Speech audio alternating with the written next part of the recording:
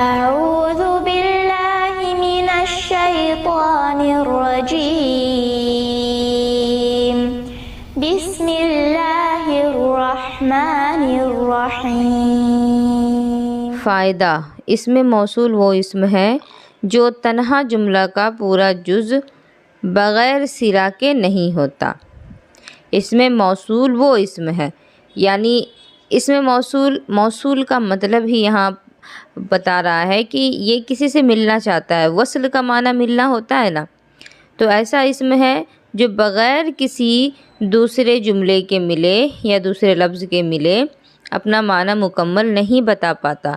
تو موصول کے لیے جملے کو مکمل کرنے کے لیے جو چیز لگائی جاتی ہے اس کو صلہ کہتے ہیں۔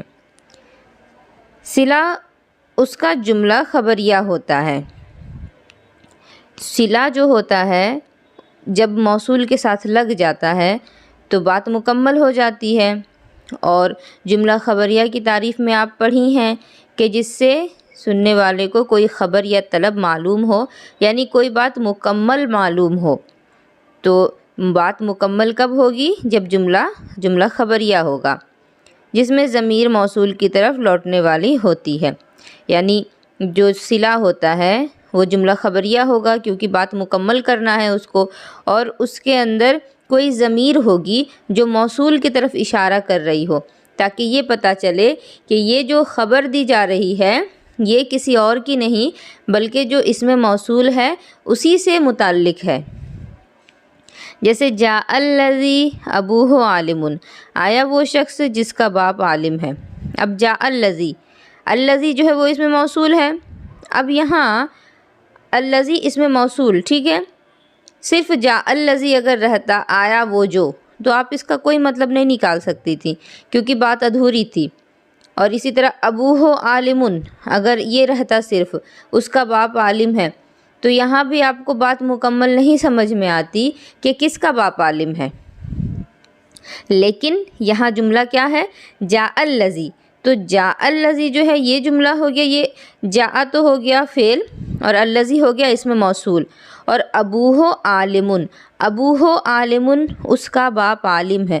ابوہ میں جو ہو کی ضمیر ہے، ہو کا معنی آ رہا نا اس کا باپ، ابو کا معنی تو باپ، عالم کا معنی عالم، ہو کا معنی آ رہا ہے اس کا، تو اس کا باپ، یہ ہو کی ضمیر جو ہے یہ الذی کی طرف جا رہی ہے۔ جیسا کہ آپ کو یہاں بتایا گیا کہ اس میں موصول وہ اسم ہے جو تنہا جملہ کا پورا جز بغیر صلہ کے نہیں ہوتا۔ اب صرف الذی رہے گا تو کوئی بات سمجھ میں نہیں آئے گی، پورا اس کا مطلب نہیں نکالا جا سکتا جاء الذی کا۔ اور صلہ اس کا جملہ خبریہ ہوتا ہے، اور اس کا صلہ کیا ہے؟ ابوہ عالم، اس کا باپ عالم ہے، اس کا باپ عالم ہے۔ یہ ایک جملہ خبریہ ہے، اگرچہ یہ نہیں پتہ چلا آپ کو کہ کس کا باپ ہے، لیکن یہ تو پتہ چلا نا کہ ہے کوئی جس کا باپ عالم ہے، تو جملہ خبریہ ہو گیا جو صلہ ہے اس کا، اور جس میں ضمیر موصول کی طرف لوٹنے والی ہو۔ تو ابوہ عالم یہ تو جملہ خبریہ ہے، اور اس میں ضمیر ہے ہو کی جو کہ اسم موصول الذی کی طرف لوٹ رہی ہے۔ تو اس سے پتہ چلا کہ یہ جاء الذی ابوہ عالم، یہ جملہ جو ہے یہ اسم موصول کا ہے، آیا وہ جس کا باپ عالم ہے۔ ترکیب کیا بتائی گئی؟ جاء فعل، الذی اسم موصول، ابو مضاف، ہو ضمیر مضاف الیہ، مضاف الیہ سے مل کر کے مبتدا، عالم خبر، مبتدا اپنی خبر سے مل کر جملہ اسمیہ خبریہ ہو کر کے صلہ، اس میں صلہ موصول مل کر کے فاعل جاء فعل اپنے فاعل سے مل کر جملہ فعلیہ خبریہ ہوا۔ آسان سی ترکیب بھی ہے کیونکہ جاء جب فعل ہے تو اس کے لیے فاعل آپ کو لانا ہوگا نا، اور الذی اس میں موصول ہے، اس میں موصول کے بعد آپ کو یہ پورا جملہ جو ہے ابوہ عالم جملہ خبریہ بنا کر کے صلہ بنانا ہے، اور پھر موصول اور صلہ جب مل جائے گا تو پھر جاء کے لیے فاعل بنے گا۔ ترکیب بیان کریں۔ جاء الذی ضربک، آیا وہ جس نے تجھ کو مارا، تو جاء ہو گیا فعل، الذی اسم موصول، ضربہ فعل، ضربہ فعل اس میں ہوا کہ ضمیر فاعل، کاف ضمیر مفعول، ضربک وہ جس نے تجھ کو مارا، تو فعل اپنے فاعل اور مفعول سے مل کر کے جملہ فعلیہ خبریہ ہو کر کے صلہ الذی موصول اپنے صلہ سے مل کر کے فاعل، فعل اپنے فاعل سے مل کر جملہ فعلیہ خبریہ ہوا۔ اسی طرح سے یہ سارا ہوگا۔ رأیت الذین ضرباکا، میں نے ان لوگوں کو دیکھا جنہوں نے تجھ کو مارا۔ ضرباکا، یہاں دیکھیے با کے ساتھ الف لگا ہے، تو جب آپ گردان پڑھی تھی ضربا کی، ضربا ضربا ضربو، ضربا الف کے ساتھ تھا، یعنی تثنیہ کا صیغہ ہے یہ، تو تثنیہ مذکر غائب کا صیغہ ہے یہ۔ رأیت الذی ضرباکا، میں نے ان دونوں کو دیکھا جس نے تجھ کو مارا۔ مررت بالذی ضربوکا، میں گزرا ان کے پاس سے جنہوں نے تجھ کو مارا۔ اب یہ ضربوکا، ضربو ہے یہ، اور ضربا ضربا ضربو یعنی جمع مذکر غائب کا صیغہ۔ اکرموا من اکرمکا، میں نے عزت کی اس کی جس نے تیری عزت کی۔ قرأت ما کتبتا، میں نے پڑھا جو کچھ تو نے لکھا۔ اب میں ترجمہ بتا دی ہوں، اس کی ترکیب بالکل پہلے والی کی ہی طرح ہے۔ اسماء اشارہ دو قسم پر ہیں، اشارہ قریب اور اشارہ بعید، یعنی کچھ اسم ایسے ہیں جو قریب کی چیزوں کی طرف اشارہ کریں گے اور کچھ ایسے ہیں جو دور کی چیزوں کی طرف اشارہ کریں گے۔ اشارہ قریب یہ ہیں، حاذا، حاذانے، حاذہی، ہاتانے، ہاؤلائی۔ حاذا یہ ایک مرد، حاذانی یہ دو مرد، حاذہی یہ ایک عورت، ہاتانی یہ دو عورتیں، اور ہاؤلائی یہ سب مرد یہ سب عورتیں۔ یعنی ہاؤلائی جو ہے یہ مذکر مؤنث دونوں کے لیے آتا ہے، اور یہ پہلے بھی پڑھا ہوا ہے۔ اس میں اشارہ بعید یہ ہیں، ذالکا ایک مرد کے لیے، ذانکا دو مرد کے لیے، تلکا ایک عورت کے لیے، تانیکا دو عورت کے لیے، اور اولائکا مرد اور عورت دونوں کے لیے۔ جس کی طرف اشارہ کیا جائے اسے مشار الیہ کہتے ہیں۔ دیکھیے یہ ساری تو اس میں اشارہ ہیں، ھذا ذالکا یہ سب اس میں اشارہ ہیں، اور مشار الیہ کون ہوتا ہے؟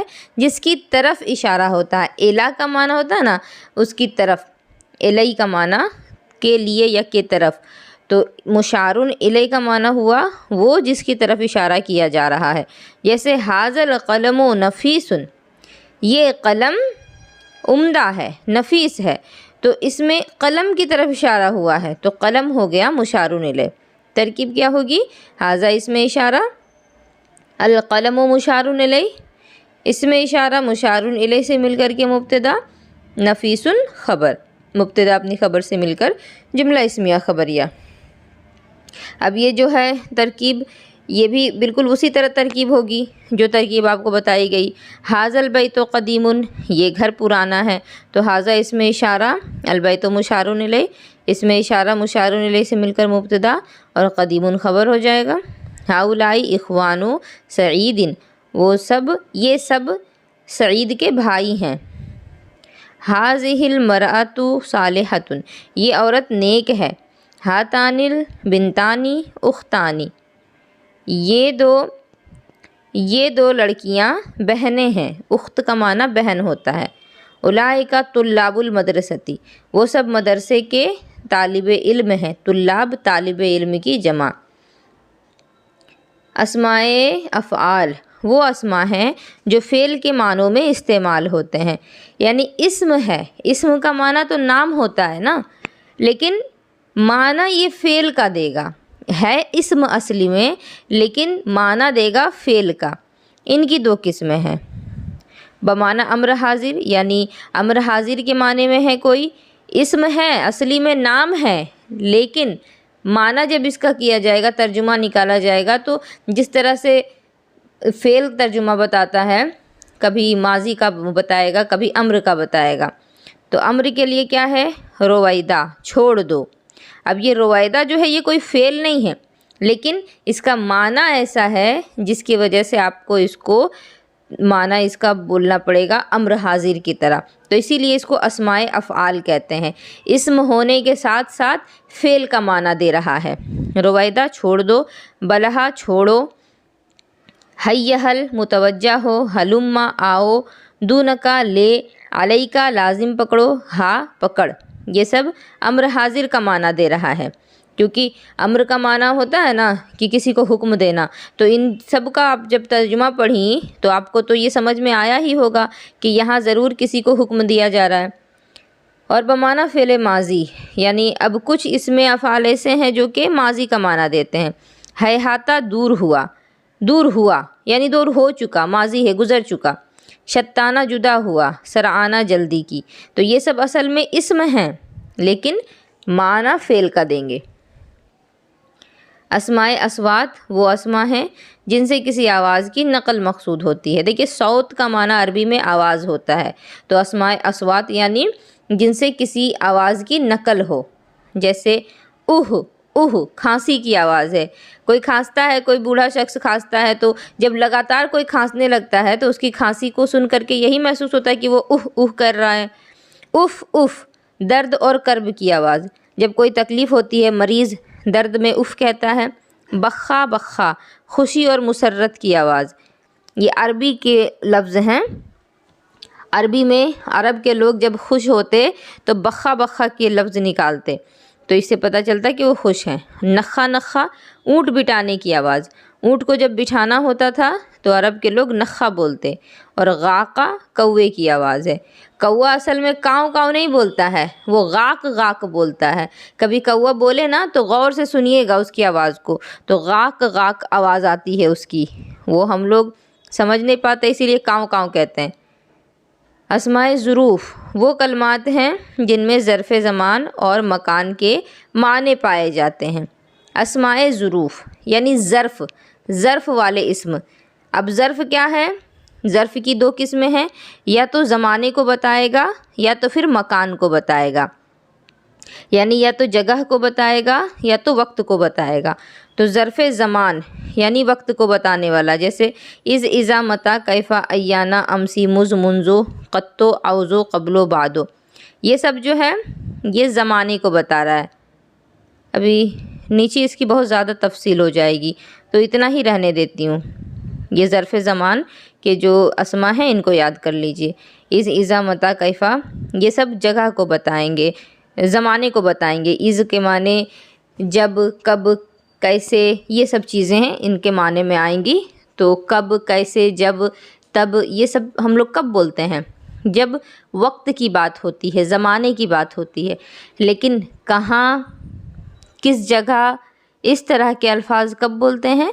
جب کسی جگہ کی بات ہوتی ہے۔ تو ظرف کی دو قسمیں ہیں، جس میں سے ایک ہے جو زمانہ کو بتا رہا، وقت کو بتا رہا، اور ایک جو کہ جگہ کو بتائے، مکان کو بتائے۔ اللہ رب العزت آپ سبھی کے لیے آسانیاں فراہم کرے۔